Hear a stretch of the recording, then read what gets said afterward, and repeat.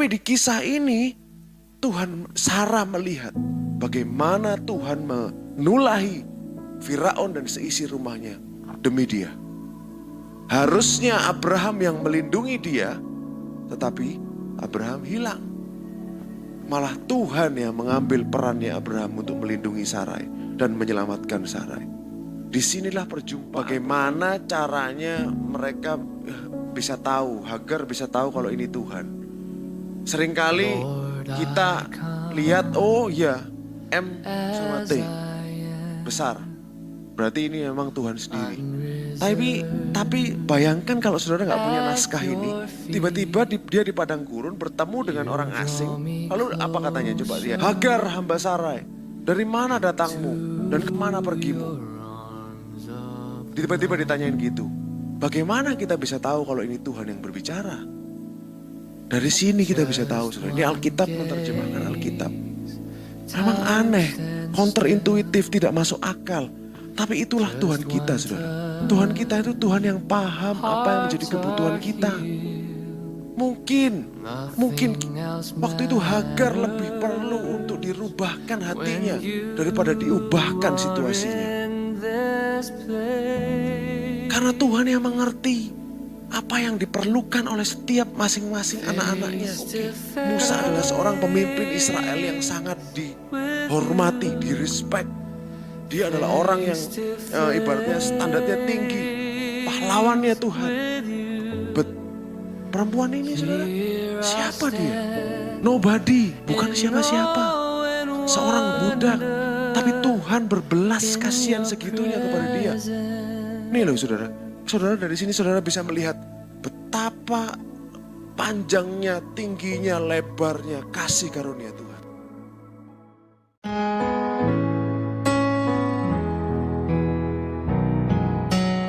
Shalom saudara, senang bisa kembali bersama-sama dengan saudara untuk berbagi tentang Kristus dan keindahannya, saudara. Di dunia di mana segala sesuatu semakin tidak pasti, kita bersyukur kita punya satu hal yang pasti dalam hidup kita, yaitu kasih Tuhan Yesus buat saudara dan saya. Amin. Dia sudah buktikan kasihnya sekali untuk selama-lamanya. Dia mati untuk dosa-dosa kita, menebus kita di atas kayu salib 2000 tahun yang lalu, supaya kita bisa beroleh hidup kekal bersama-sama dengan dia. Ini adalah bukti yang paling mutlak dari kasih Tuhan kepada manusia. Jadi bukti yang terbesar, termutlak, tidak bisa diganggu gugat adalah dia sudah mati buat saudara dan saya. Amin. Nah, itulah yang menjadi landasan, menjadi fondasi, menjadi basis buat kita dalam menjalani hidup kita sehari-hari, saudara. Nah, saudara, akhir pekan yang lalu, saya nggak tahu kalau saudara sadar atau tidak, atau saudara ngikutin atau tidak, akhir pekan yang lalu adalah Hari Raya Trompet untuk orang-orang Yahudi. Jadi Hari Raya Trompet dirayakan tanggal 15 sampai 17, 2 hari, saudara, yang disebut Rosh Hashanah atau Yom Teruah. Nah, ini adalah seperti tahun barunya untuk orang Yahudi, saudara ya. Lalu tepat di sore hari ini, orang Yahudi merayakan sesuatu yang namanya Yom Kippur, saudara. Jadi hari raya penebusan, atau dalam bahasa Inggrisnya disebutkan Day of Atonement. Nah, saya nggak tahu apakah saudara aware, tapi di perayaan Rosh Hashanah, di perayaan hari raya trompet ini, saudara, selalu setiap tahun orang Yahudi membaca ayat yang sama. Jadi orang Yahudi punya yang disebut namanya Parsha, saudara. Jadi setiap tahun setiap minggu mereka membaca ayat-ayat yang sudah ditentukan sampai setahun penuh. Dan tiap tahun itu jatuhnya selalu sama, saudara. Dan Rosh Hashanah 2 hari mereka selalu baca hari pertama Kejadian pasal 21, hari kedua Kejadian pasal 22. Tentang apa ini, saudara? Ini adalah tentang 2 kisah yang tersedih dalam hidup Abraham. Nah, Kejadian 22, saudara sudah tahu itu adalah kisah mengenai Abraham disuruh Tuhan mengorbankan Ishak. Seperti di film His Only Son yang kita sudah lihat kemarin. Kalau ada saudara yang belum lihat, saya encourage saudara untuk lihat saudara. Karena film itu begitu indah. Banyak pengajaran-pengajaran yang benar yang dimasukkan di situ saudara. Dan saudara kan bisa lihat detail-detail yang saudara nggak bisa lihat sebelumnya dengan hanya membaca di Alkitab saudara. Nah, lalu hari pertama dari Rosh Hashanah ini orang Yahudi membaca Kejadian 21. Tentang apakah Kejadian 21 saudara? Hari tersedih apa dalam hidup Abraham? Ini adalah pada saat dia disuruh Tuhan mengusir Ismail. Hagar dan Ismail. Disebutkan ini adalah 2 hari tersedih dalam hidup Abraham. Jadi sebenarnya orang Yahudi tahu saudara, Abraham mengorbankan bukan 1 anak, tetapi 2. Yaitu Ismail dan Ishak. Nah mungkin kita sebagai orang-orang Kristen, kita sebagai orang-orang percaya, jarang mendengar tentang pembahasan tentang Hagar dan Ismail, kisah 2 orang ini. Karena memang mungkin dianggap tabu atau mungkin berhubungan dengan agama sebelah atau yang lain saudara. Tapi banyak kebenaran tentang firman Tuhan, tentang Kristus yang dapat kita bisa lihat dari kisah ini saudara. Saya ingin ajak saudara untuk hari ini melihat kisah hidupnya Hagar ini saudara ya. Saya sendiri nggak tahu dan nggak nyangka bakal harus cerita tentang ini hari ini. Tapi marilah kita ikuti. Sebelum saya mulai saudara, saya berencana untuk membuat cerita ini 2 seri saudara. Jadi minggu ini dan minggu depan. Kalau saudara masih ada pertanyaan, kalau masih ada sesuatu yang kira-kira kurang mengerti atau belum terjawab dari sesi hari ini, bersabarlah saudara, akan terjawab di minggu depan. Dan mungkin saya juga belum tahu sekarang jawabannya, tapi saya yakin Tuhan akan kasih tahu kita jawabannya pada saat kita masuk dalam cerita ini. Amin. Nah, saudara, Abram dan Sarai, saudara kan tahu dulu namanya adalah Abram dan Sarai, mendapat perintah oleh Tuhan untuk pergi keluar dari sanak saudaranya, pergi ke suatu tanah yang ditunjukkan Tuhan. Mereka nggak tahu itu tanah apa, tanah itu di mana, lalu dengan iman mereka berangkat saudara ke tanah itu. Dan sesampainya di tanah Kanaan, yang apparently adalah tanah yang ditunjukkan oleh Tuhan untuk mereka, mengalami kelaparan mereka di situ saudara. Ini lucu saudara, bagaimana Tuhan sudah pimpin mereka. Lalu di tempat mereka dipimpin ditunjukkan Tuhan, terjadi kelaparan di situ. Saudara perhatikan bahwa Abraham, kalau saudara yang lihat his only son pasti tahu bahwa dulunya background dari Abram dan Sarai adalah penyembah politeisme, penganut politeisme, banyak Tuhan. Lalu Abraham mendapat pewahyuan dari Tuhan dan akhirnya dia mendapat kesimpulan ini Tuhan satu aja, yaitu Yahweh saja. Saudara harus bayangkan bagaimana sesuai yang ditunjukkan di film itu saudara ya, akan banyak pertanyaan dalam hidupnya Abraham ini. Tuh, kok tahu kalau satu Tuhan ini yang benar? Kenapa bisa pilih Yahweh sebagai Tuhan yang benar? Jadi saya ceritakan ini untuk memberikan konteks, untuk memberikan gambaran kepada saudara apa yang terjadi dalam hidup Abraham pada saat itu. Nah, setelah mereka mengalami kelaparan di tanah Mesir, di tanah Kanaan, pergilah mereka ke tanah Mesir, saudara.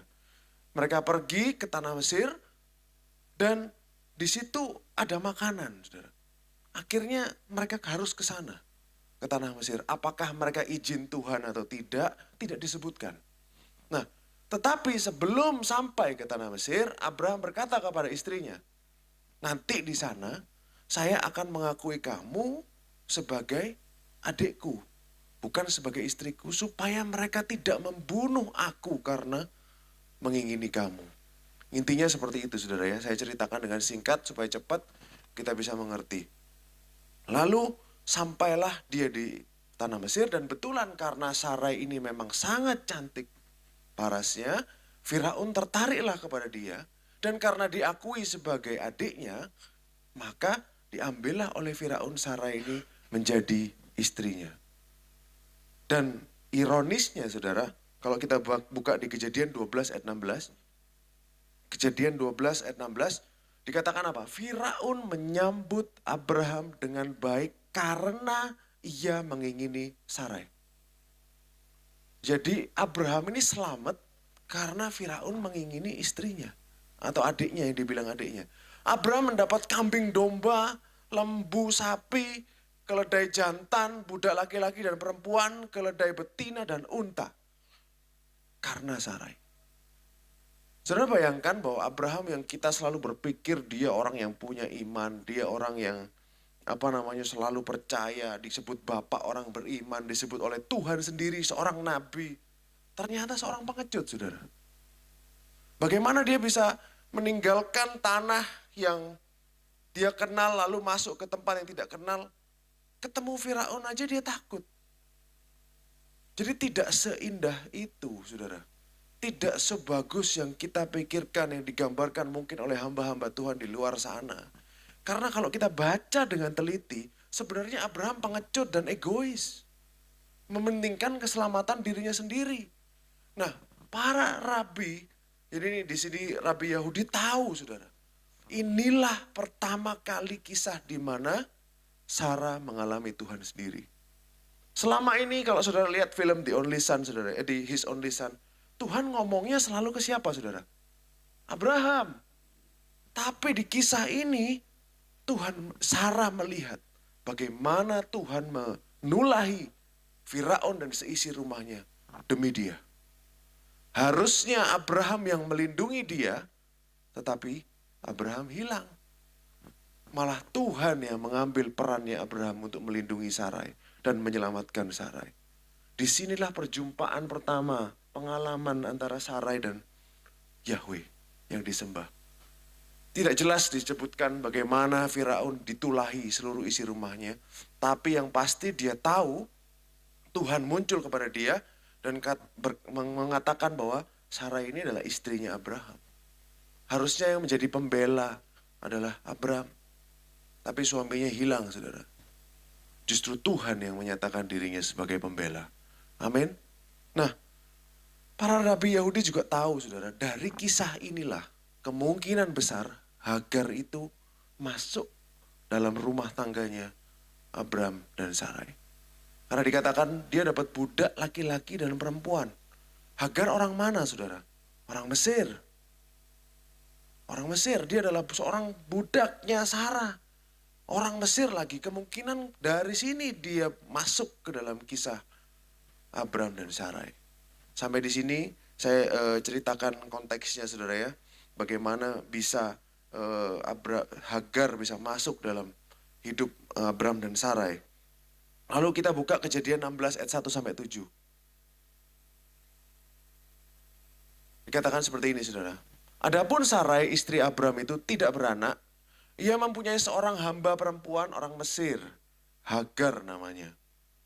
Dan berkatalah Sarai kepada Abraham, engkau tahu Tuhan tidak memberi aku melahirkan anak.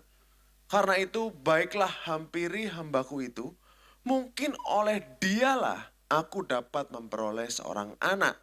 Dan Abraham mendengarkan perkataan Sarai.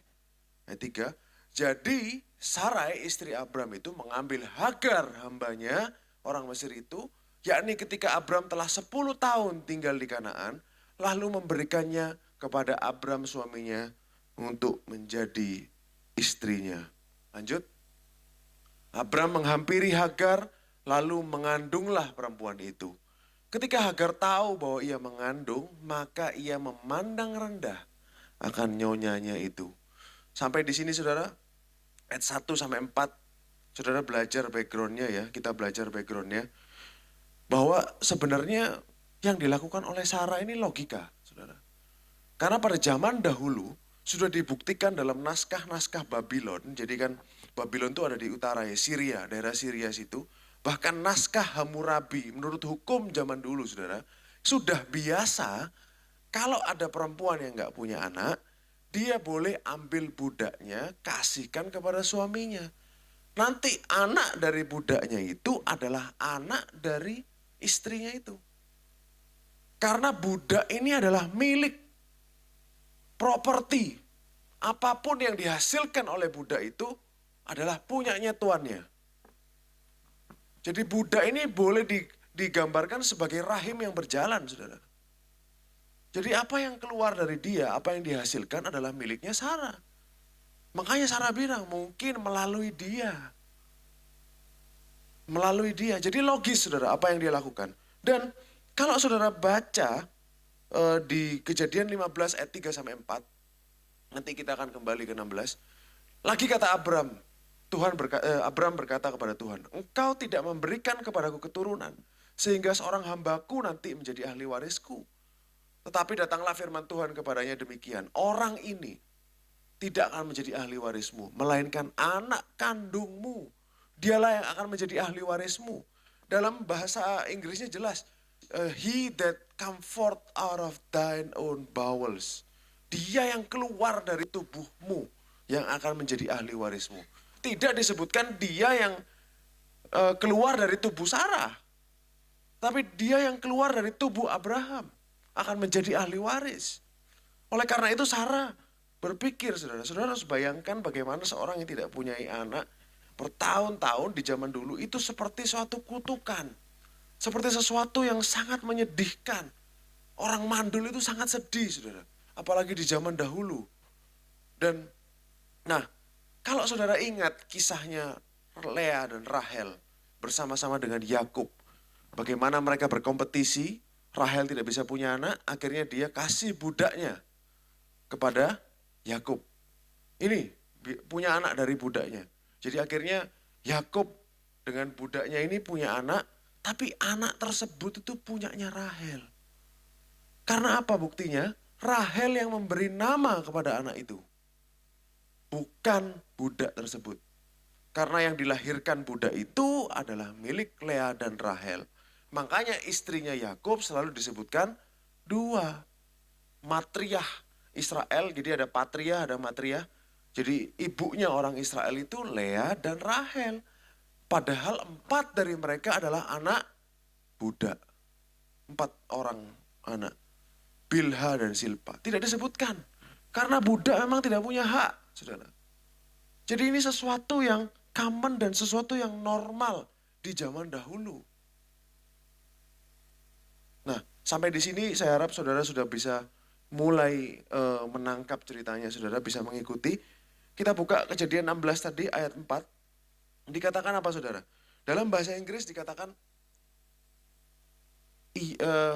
dalam bahasa Ibrani dikatakan ia memandang ringan nyonyanya itu.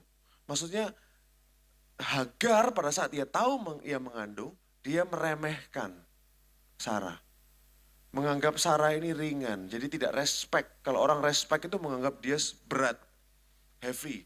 Tapi ini dianggap ringan. Mulailah keluar benih-benih dia meremehkan. Ayat 5. Lalu berkatalah Sarai kepada Abram, penghinaan yang kuderita ini adalah tanggung jawabmu. Akulah yang memberikan hambaku ke pangkuanmu. Tetapi baru saja ia tahu bahwa ia mengandung, ia memandang rendah akan aku. Tuhan kiranya yang akan menjadi hakim antara aku dan engkau. Bawa-bawa Tuhan saudara ya. Padahal awalnya nggak tanya Tuhan, tapi ini Tuhan dibawa-bawa sama Sarah. Cukup keras ini personalitinya Sarah. Tapi Hagar juga keras saudara.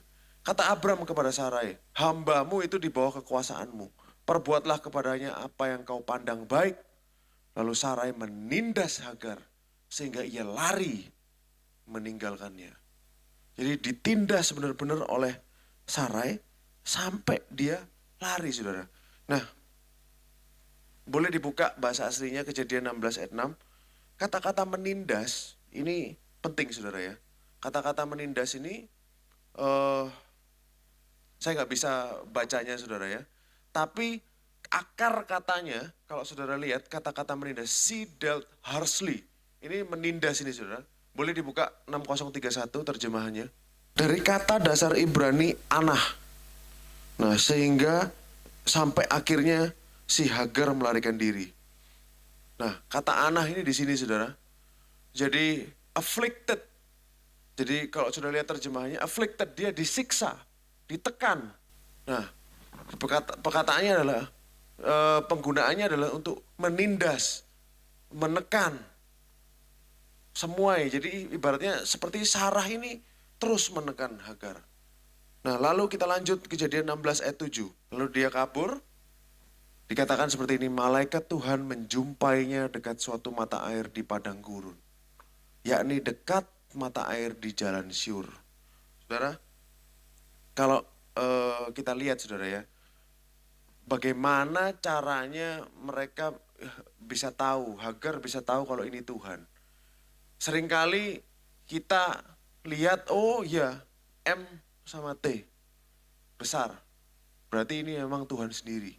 Tapi bayangkan kalau saudara nggak punya naskah ini, tiba-tiba dia di padang gurun bertemu dengan orang asing, lalu apa katanya? Coba di ayat 8. Hagar hamba Sarai, dari mana datangmu dan kemana pergimu? Tiba-tiba ditanyain gitu. Bagaimana kita bisa tahu kalau ini Tuhan yang berbicara? Tapi Hagar tahu kalau ini Tuhan yang berbicara. Makanya dia langsung bilang, dia langsung ngomong dengan terus terang, aku lari meninggalkan Sarai, nyonyaku. Dia langsung straightforward karena dia tahu orang ini bukan orang sembarangan. Karena di padang gurun tidak seperti di jalan raya, di sini saudara ketemu orang, saudara. Tidak ada orang di situ dekat mata air lagi. Katakan, aku lari meninggalkan Sarai, nyonyaku. Ayat 9. Lalu kata malaikat Tuhan itu kepadanya, kembalilah kepada nyonyamu, biarkanlah engkau ditindas di bawah kekuasaannya. Saudara bayangkan, Hagar ini sedang emosi sampai dia minggat dari rumah tuannya. Dia sedang sedih, dia sedang bingung, nggak tahu arah mau kemana.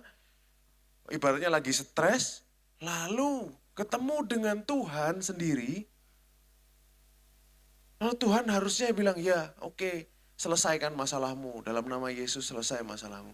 Enggak saudara, malah dia disuruh kembali kepada nyonyamu. Biarkanlah engkau ditindas di sana. Aneh saudara.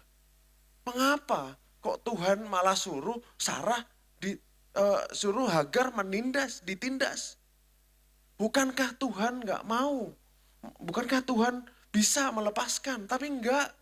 Dia nggak lepaskan, dia nggak bawa Hagar keluar dari masalahnya. Justru Hagar sudah keluar sendiri, dimasukin lagi, saudara.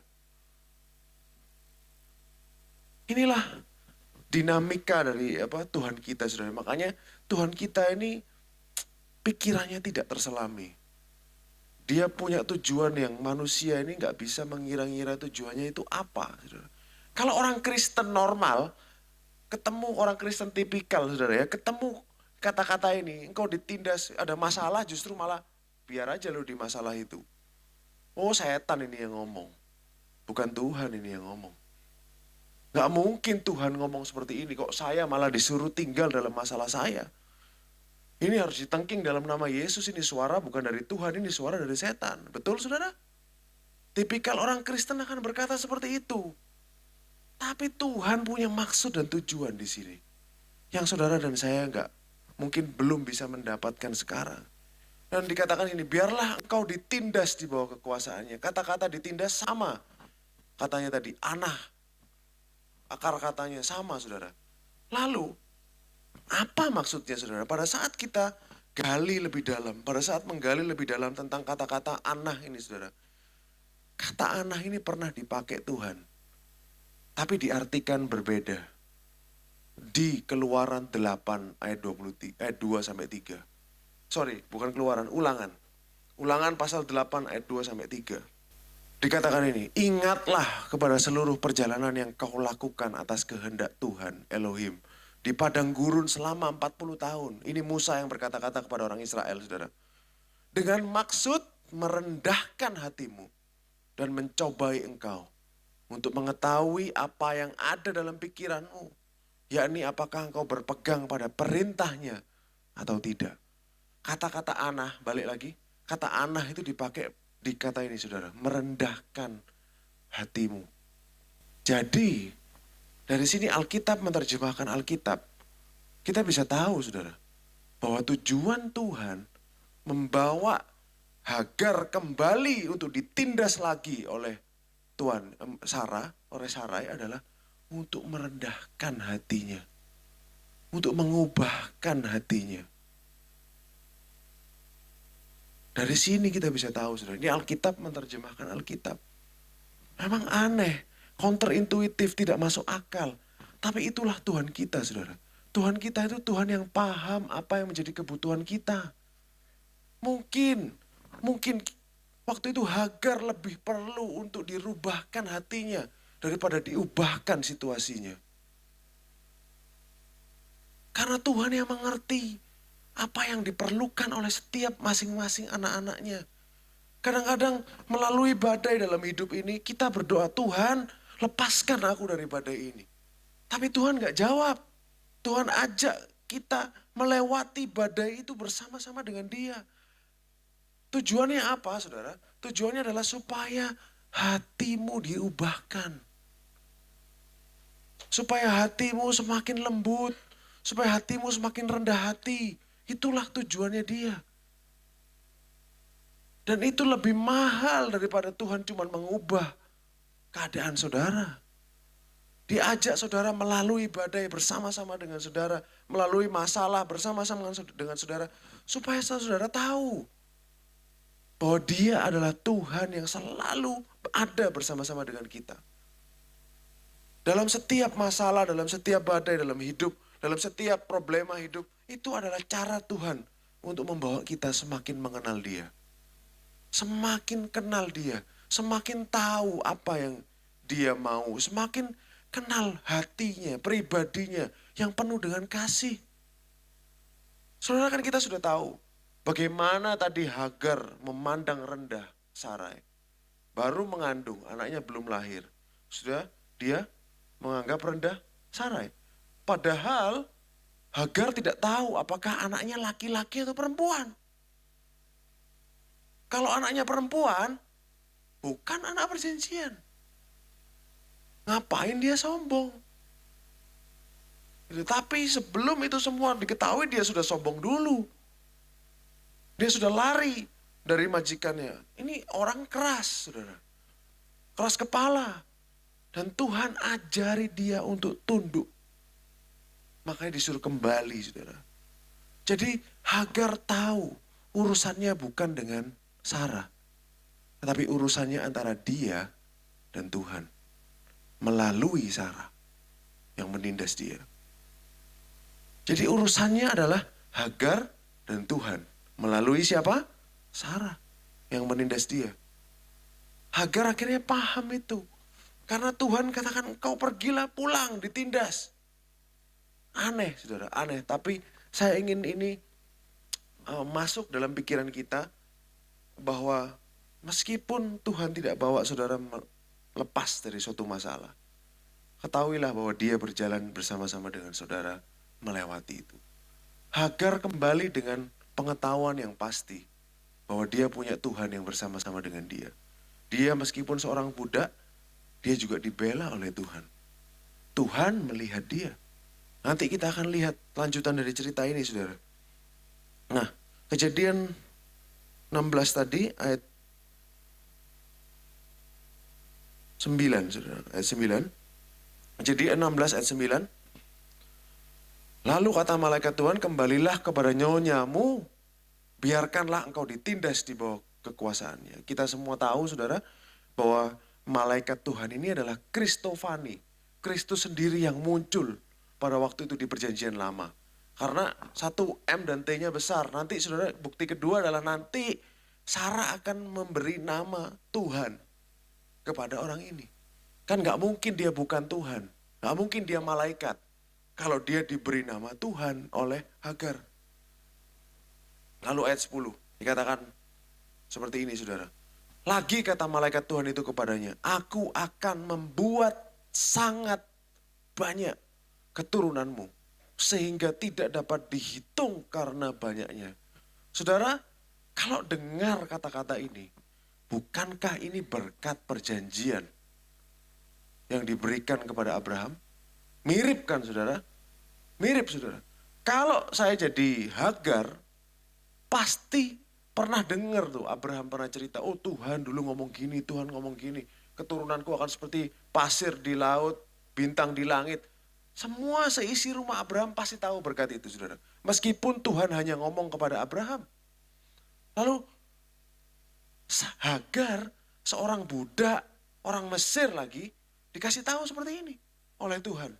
Aku akan membuat sangat banyak keturunanmu. Sehingga tidak dapat dihitung karena banyaknya. Seakan-akan, oh berarti anak yang kukandung ini adalah anak perjanjian. Normal nggak kalau Hagar berpikir seperti itu? Normal nggak saudara? Tapi kita tahu yang dikandung bukan anak perjanjian.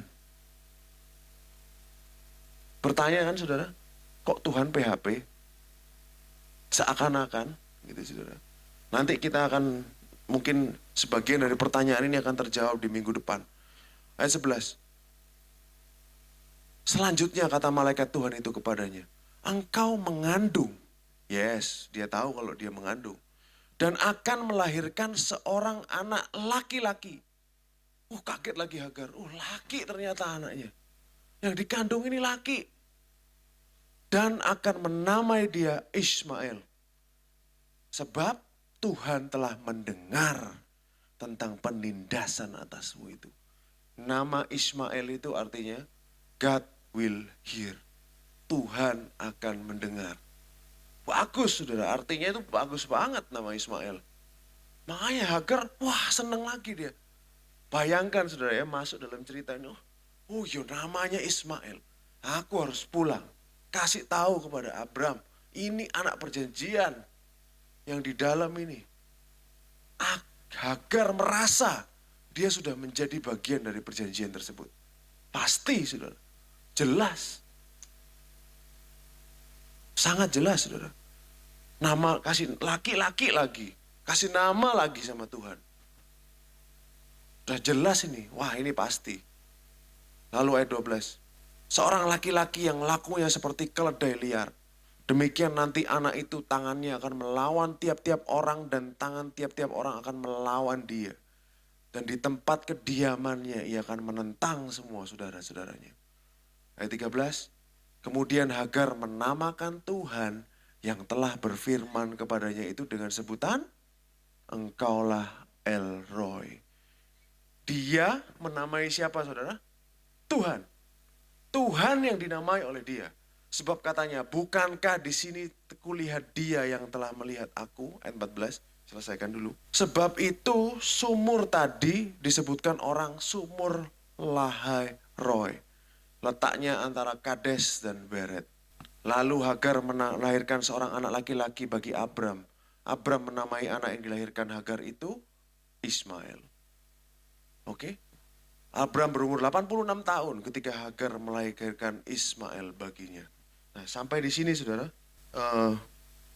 kita pasti akan mulai menerka-nerka. Ini arahnya kemana? Kok sepertinya Tuhan mengarahkan bahwa anak perjanjian adalah Ismail? Sepertinya saudara. Kita bahas satu persatu, kita kembali ke ayat 12.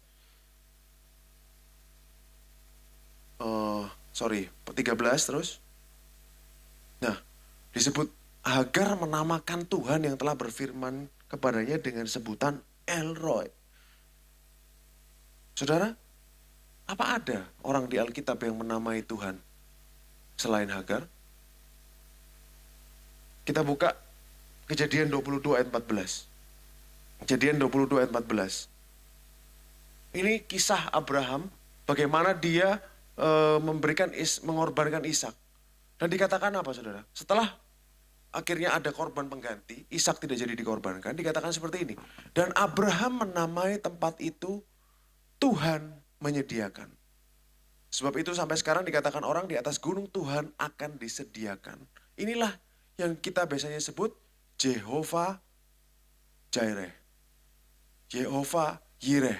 Tuhan menyediakan. Tapi saudara perhatikan, Abraham menamai apa saudara? Tempat. Bukan dia menamai Tuhan sendiri. No. Dia menamai tempat, saudara. Buka lagi Keluaran 17 ayat 15. Musa. Lalu Musa mendirikan sebuah mezbah dan menamainya Tuhanlah panji-panjiku, Yehova Nisi. Tapi dia menamai mezbah, bukan menamai Tuhan sendiri. Tapi orang Mesir ini saudara, seorang budak perempuan, orang Mesir lagi saudara, berani menamai Tuhannya El Roy. Karena engkau Tuhan yang melihat. Amazing saudara. Jadi ini bukan karakter yang sudah bisa dilewatkan begitu saja. Tapi kalau saudara gali lebih dalam, ada sesuatu yang amazing di sini. Ada sesuatu yang luar biasa di sini. Nah, lalu yang lebih indah lagi saudara. Kembali ke Kejadian 16. Kejadian pasal 16 ayat 14. Ayat 13, sorry. Nah, sebab katanya, bukankah di sini kulihat dia yang telah melihat aku. Buka bahasa aslinya. Kejadian 16 ayat 13. Kalau saudara lihat bahasa aslinya, saudara akan terkejut dan banyak dihapus juga dalam bahasa Inggris. Dalam bahasa aslinya disebutkan bahwa ini, and she called the name of Yahweh who spoke to her, El Roy. You are God who sees me. Engkaulah Tuhan yang melihat aku. Dan dia berkata, di sini juga aku telah melihat punggungnya yang melihat aku. Punggungnya, his back, the back of him. Punggung dari dia yang melihat aku. Amazing saudara, bagaimana? Bukankah saudara pernah lihat peristiwa seperti ini dulu? Kapan saudara? Musa. Musa melihat bagian belakangnya Tuhan. Tapi Musa harus minta saudara. Show me your glory. Agar seorang budak lari dalam keras kepala kesombongannya. Tuhan datang kepada dia tanpa diminta. Malah menunjukkan bagian belakangnya. Sama seperti ia menunjukkan Musa bagian belakangnya. Bagaimana Tuhan bisa berkenan? Oke, Musa adalah seorang pemimpin Israel yang sangat dihormati, direspek. Dia adalah orang yang ibaratnya standarnya tinggi. Pahlawannya Tuhan. But perempuan ini saudara, siapa dia? Nobody, bukan siapa-siapa. Seorang budak. Tapi Tuhan berbelas kasihan segitunya kepada dia. Nih loh saudara. Saudara dari sini saudara bisa melihat betapa panjangnya, tingginya, lebarnya kasih karunia Tuhan. Dia menyatakan dirinya kepada siapa dia berkenan menyatakan dirinya. Gak peduli ini orang Mesir, gak peduli ini budak, gak peduli ini perempuan. Kalau Tuhan mau membuat dirinya dikenal oleh orang ini, dia akan datang. Betapa besarnya kasih karunia Tuhan. Begitu juga dengan kita, saudara. Siapa kita, saudara? Bukan orang Israel, bukan seseorang yang spesial, tapi dia mau menyatakan dirinya kepada saudara dan saya melalui firman-Nya. Dia mau, ini loh anakku dalam firman, ini loh Yesus.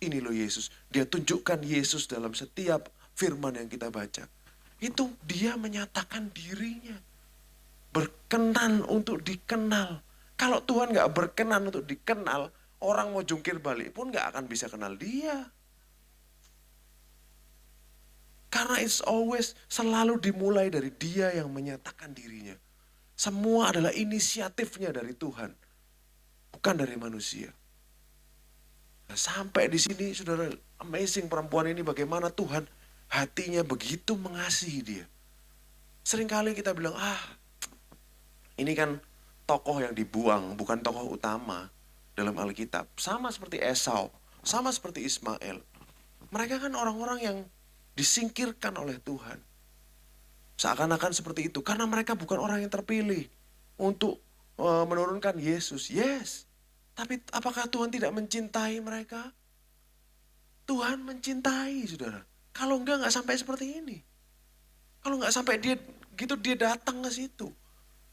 Kasihnya Tuhan itu jauh lebih besar daripada yang kita bisa kira. Esau pun dia kasihi. Dia bilang, waktu sama rombongan bangsa Israel, jangan apa-apakan Edom. For he is your brother, karena dia saudaramu. Dan Tuhan menggenapi, nanti saudara akan baca, Tuhan menggenapi janjinya kepada Ismail. Ismail jadi bangsa yang besar. 12 suku lahir dari Ismail. Sesuai dengan apa yang dikatakan Tuhan. Jadi kasihnya dia itu jauh lebih besar daripada yang kita kira. Dimensinya itu begitu banyak. Kita tidak akan pernah bisa mengerti sepenuhnya di dalam dunia ini. Betapa besarnya kasihnya. Amin, saudara. Kita lihat belas kasihannya Tuhan. Mersinya kepada Hagar. Lewat cerita ini, saudara. Nah, belum selesai sampai di sini, saudara. Lalu,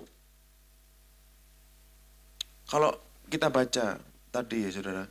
Apa yang terjadi dengan Hagar, bagaimana Tuhan menunjukkan dirinya kepada dia. Mungkin saudara bertanya, orang yang membaca Alkitab dengan kritis akan bertanya seperti ini.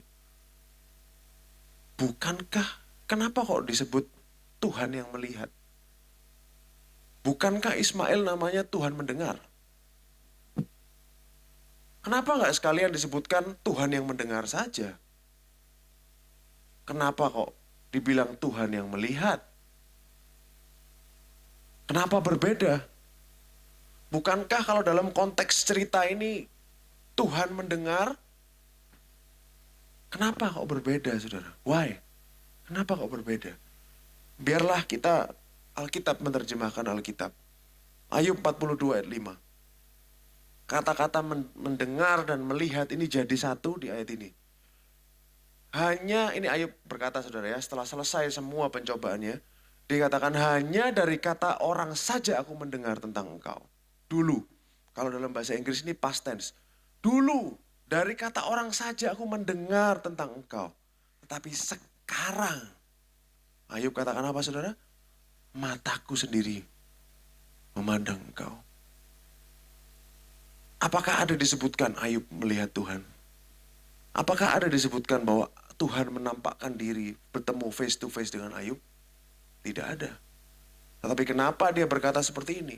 Ayub 38 ayat 1. Boleh dibuka. Bagaimana Tuhan menjawab Ayub? Maka dari dalam badai Tuhan menjawab Ayub. Berarti apa saudara kalau dari dalam badai? Mendengar. Ayub dijawab Tuhan lewat pendengaran. Tetapi bagaimana bisa setelah itu Ayub 42 dia berkata, mataku memandang engkau. Apa yang terjadi saudara? What really happened? Apa yang sebenarnya sedang terjadi? Karena saudara, apa yang Ayub alami, pewahyuan tentang Tuhan yang dialami oleh Ayub, itu sangat begitu meyakinkannya. Begitu dalamnya pengalaman dengan Tuhan ini, jawaban Tuhan kepada Ayub, sehingga sama seperti seakan-akan ia melihat. Begitu dalamnya perjumpaannya dengan Tuhan, sampai dia merasa, aku barusan lihat Tuhan. Sama dengan yang terjadi dengan Hagar, saudara. Yang terjadi dengan Hagar, mungkin kita cuma lihat tulisan-tulisannya. Tetapi apa yang dialami Hagar pada waktu itu, kita nggak tahu, saudara. Bagaimana Tuhan datang kepada dia. Saudara, Tuhan itu Tuhan yang penuh kasih. Dekat dengan dia, saudara akan merasakan kehangatan kasihnya. Saudara akan merasakan ini, perjumpaan dengan Tuhan Yesus Kristus, Kristofani, yang dia datang sendiri dari surga. Saudara akan merasakan kasih yang tidak terbatas. Ini yang tidak bisa digambarkan dengan kata-kata. Ini yang gak bisa dituliskan semuanya. Itu semua hilang. Gak bisa dicatat. Bagaimana pengalaman pribadi bertemu dengan kasih yang sempurna. Bertemu dengan belas kasihan yang tanpa batas.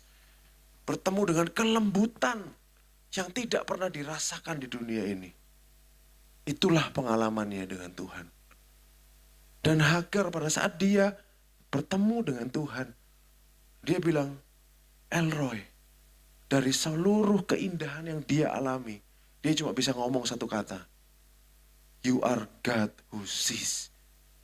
Karena apa?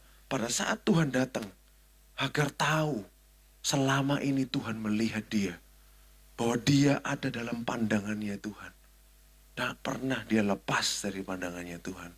Makanya dia dari seluruh ketakjubannya dia cuma bisa ngomong, Elroy, You are God who sees. Engkau adalah Tuhan yang melihat aku. Inilah suatu perjumpaan personal dengan Tuhan, saudara. Sama seperti cerita Yakub yang bulan lalu saya ceritakan. Bagaimana Yakub bertemu dengan Tuhan. Akhirnya hatinya diubahkan. Di sini juga bagaimana Hagar bertemu dengan Tuhan. Dan hatinya diubahkan. Sehingga hati yang sudah diubahkan ini memampukan dia untuk tunduk kepada Sarai. Untuk kembali ditindas lagi oleh Sarai. Perjumpaan pribadi, personal dengan Tuhan, ini yang akan mengubah hidup saudara. Dalam hidup saudara, saudara pasti memiliki momen-momen perjumpaan dengan Tuhan. Dan inilah momen yang akan bisa merubah hatimu, saudara. Manusia tidak akan ada bisa dirubah hatinya. Tidak ada yang bisa mengubahkan hati manusia kecuali perjumpaan dengan Yesus Kristus. Karena Dia adalah Tuhan yang mengasihi kita lebih dari segala sesuatu. Inilah Hagar bertemu dengan kasih yang sempurna. Akhirnya dia dimampukan untuk kembali ke dalam penderitaannya dan berjalan di situ.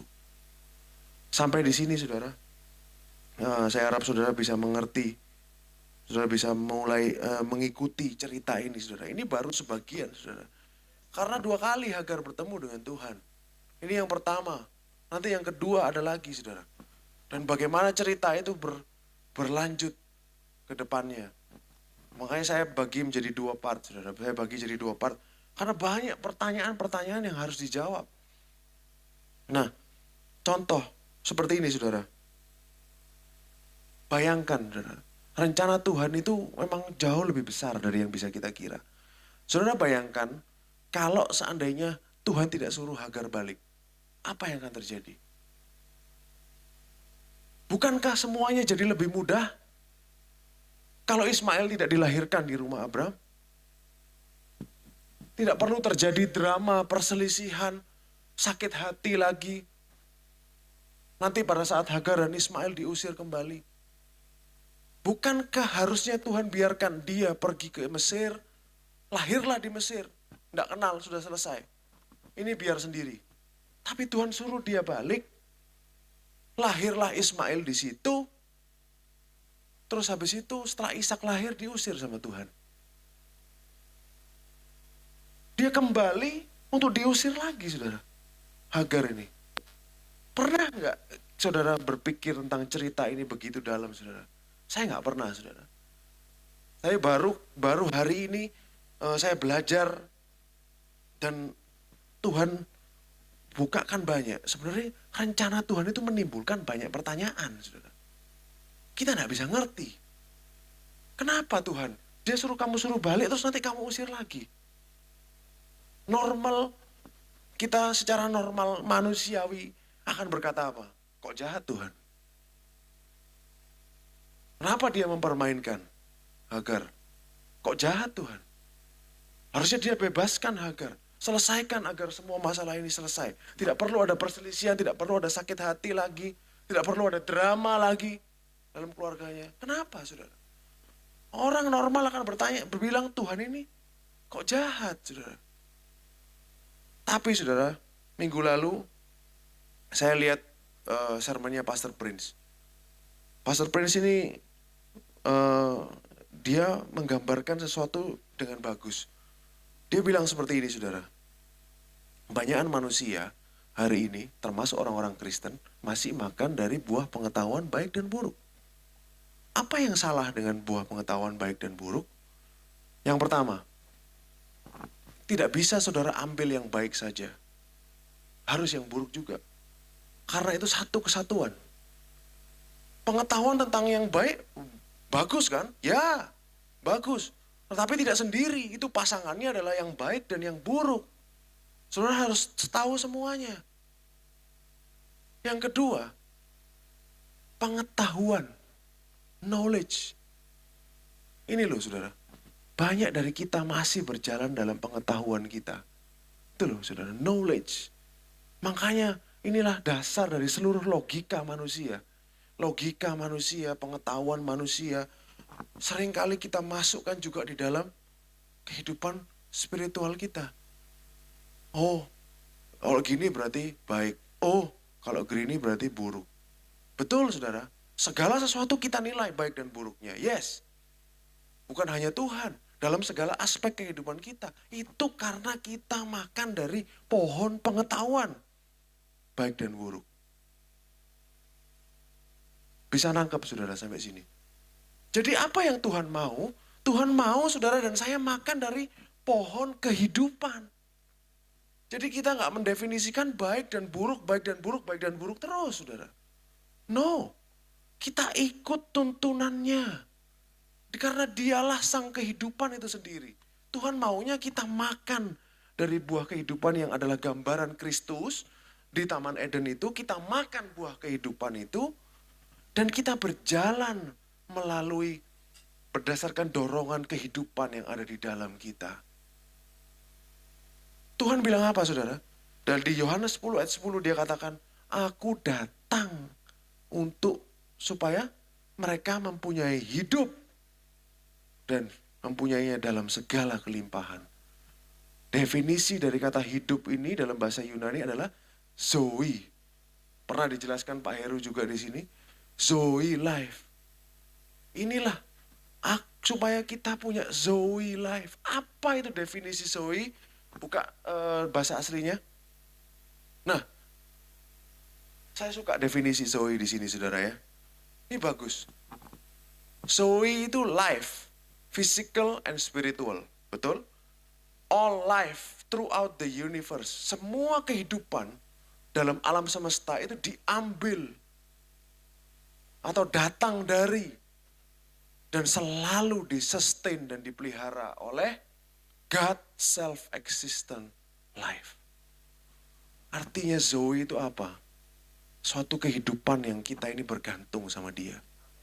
Kita dipelihara oleh dia. Karena kita datang dari dia. Kehidupan yang ada di dalam kita ini artinya punya Zoe life ini apa sih? Kita punya segala kelimpahan kehidupan karena kita bergantung sama sumbernya. Yaitu Tuhan kita. Inilah Zoe life yang Tuhan mau kita miliki. Dan Zoe life ini siapa saudara? Kita buka Yohanes pasal yang ke-14 ayat 6. Kata Yesus kepadanya, akulah jalan dan kebenaran dan hidup. Hidup di sini bahasa aslinya pakai kata Zoe. Akulah Zoe. Akulah kehidupan. Tapi manusia, daripada memilih pribadi Kristus, mereka bergantung pada pengetahuannya sendiri. Padahal kita punya yang lebih tinggi levelnya daripada cuma sekedar pengetahuan, baik dan buruk. Pribadi Kristus yang ada di dalam masing-masing kita, itu begitu indah dan hidup saudara.